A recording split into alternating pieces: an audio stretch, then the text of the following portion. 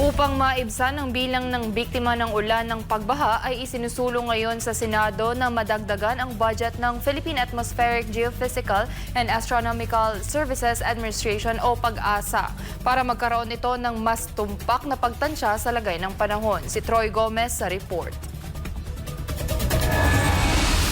To warn them about the geohazard areas. Hinikayat ni dating Senate President Juan Miguel Zubiri ang gobyerno na gawing prioridad ang pag-upgrade ng Philippine Atmospheric Geophysical and Astronomical Services Administration o PAGASA para sa mas maayos at napapanahon na weather forecasts.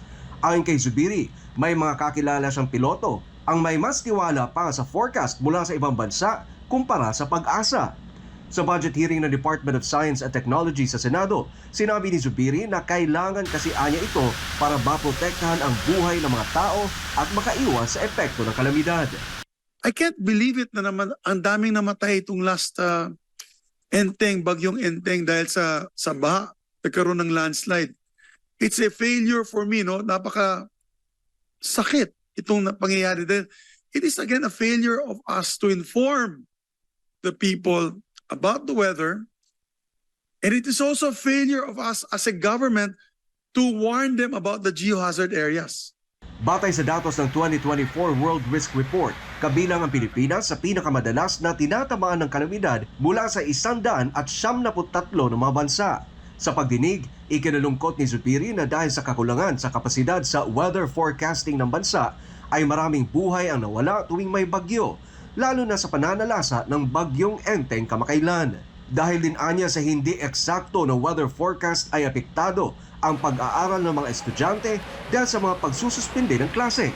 It really boggles the mind, and it happens every time when school is called off on a particular day, tapos napakainit sa labas, walang ulan. Dagdag din ni Zubiri na sa maling pagtansya ng panahon ay apektado rin ang trabaho sa nasyonal at lokal na gobyerno pati na rin sa ilang pribadong kumpanya sa loob ng ilang araw. Ito ay magdudulot ng negatibong epekto sa ekonomiya. Limitado rin anya ang kagamitan ng PAGASA. 11 lamang sa 19 na Doppler radars nito ang gumagana na isang kritikal na kagamitan para sa pagsusubaybay sa ulan, bagyo at thunderstorms. Sinabi niya na ang kakulangan sa kagamitan na ito ay nagpapahirap sa PAGASA na magbigay ng tumpak na impormasyon sa panahon. Bakit sa ibang bansa, for example, I'm an official, as Senate President, I went official missions to different countries, ASEAN and Europe.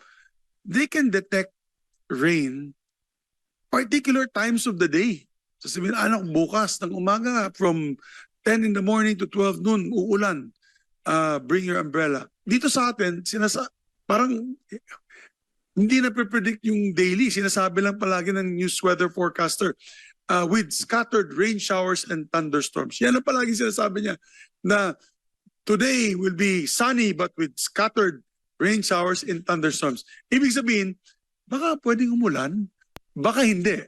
Upang mapunan ang mga kakulangan ay nananawagan si Zubiri na dagdagan ang budget ng PAGASA.